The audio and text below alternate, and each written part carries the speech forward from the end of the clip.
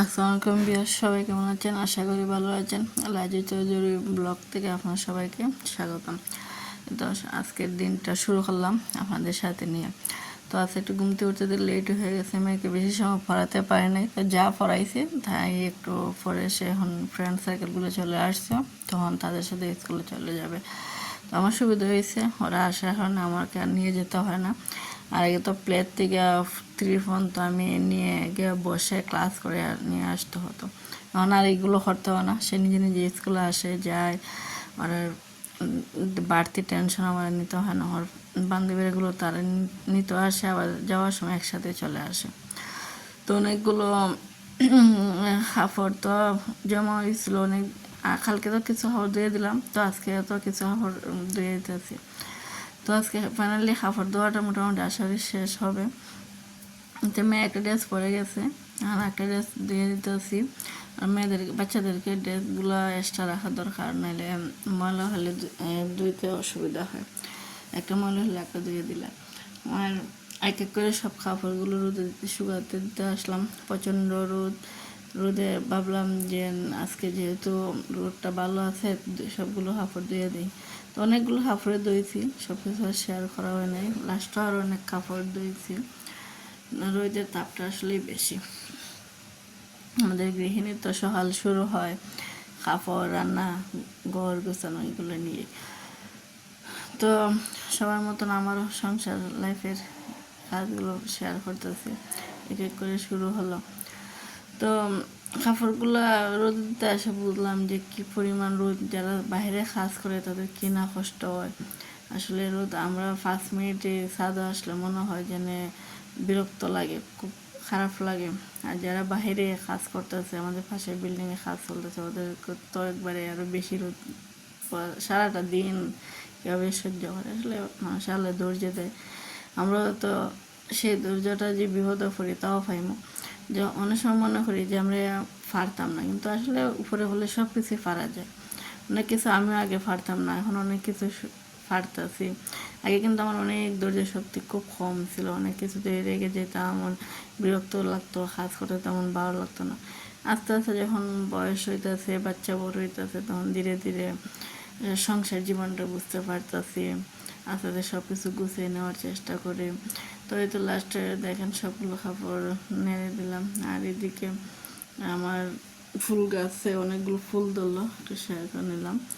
তো রুমে চলে আসলাম, এক এক করে রুমগুলো গুছিয়ে নেওয়া। আসলে আমাদের গৃহিণীদেরকে একটু বুদ্ধি করে কাজ করতে হয়, তা না হলে সারাদিনেও কাজ শেষ হবে না।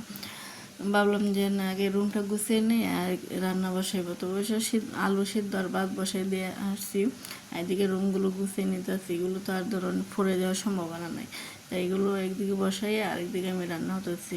বুদ্ধি করে একটু কাজ করে নিলে কাজটা একটু তাড়াতাড়ি শেষ হয় আর অনেক সময় পাওয়া যায়।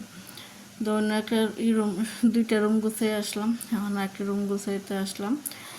তো এক এক করে রুমগুলো গুছিয়ে নিতেছি, একটু সময় নিতেছে, বাট আপনার তো সব কিছু আর শেয়ার করার মতন না, এত সময় শেয়ারও করা যায় না।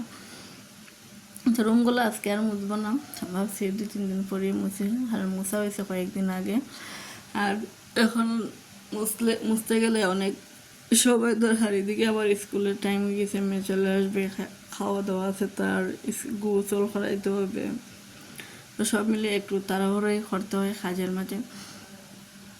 আর যখন দেখবেন স্কুলের টাইম, তখন সময়টা দ্রুত চলে যায়, তাড়াহুড়া করে সব কিছু গুছাইতে সময় চলে যায়। তো বিয়ার সাই তো এখন এক রুমটা গুছাই নিতেছি।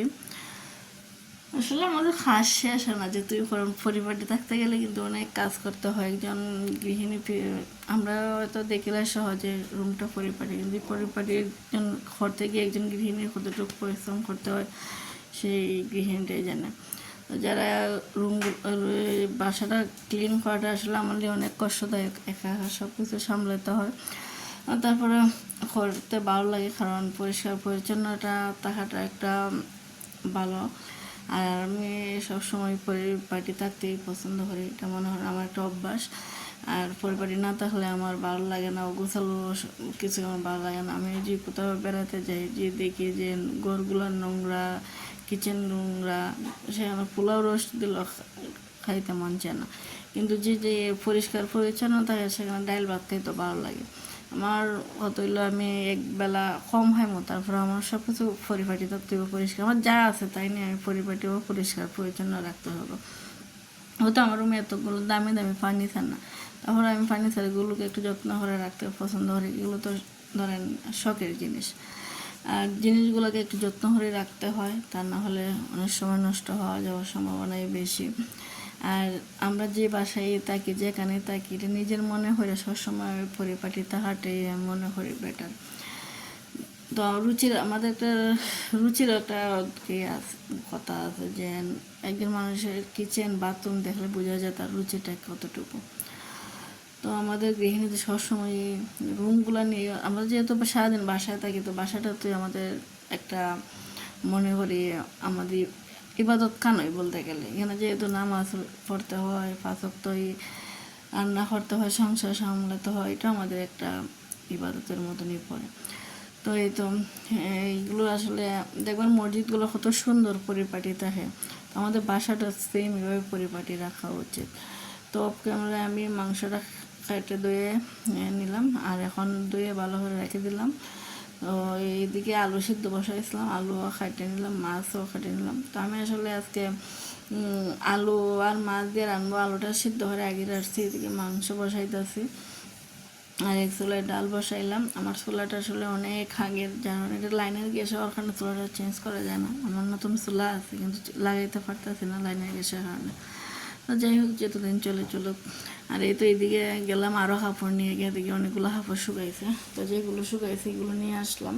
পাতলা কাপড়গুলো তো রোদ তো অনেক করা, আর এগুলো এত সময় রোদে থাকলে কাপড়গুলো জ্বলে যাবে, তাই নিয়ে আসলাম যে এগুলো শুকিয়ে গেছে। তো কাপড়গুলো তো হালি নিয়ে আসলেই হবে না, এগুলো তো আবার গুছিয়ে রাখতে হবে। গুছিয়ে না রাখলে আবার দেখবেন অনেকগুলো কাজ জমে যায়, আর সময় করাটাই বেটার। আমরা অনেক সময় জমায় রাখি একসাথে করার জন্য, এটা আমার পছন্দ না। আমি সময় একটা অগোছাল হলে আমি এই কাজটাই সহজে শেষ করার চেষ্টা করি। আর আমার কাজগুলো মানে আমি সবসময় চাই শৃঙ্খলাভাবে বজায় রাখতে, আস্তে সব কিছু সুন্দরভাবে করতে। তো ভালো থাকুন।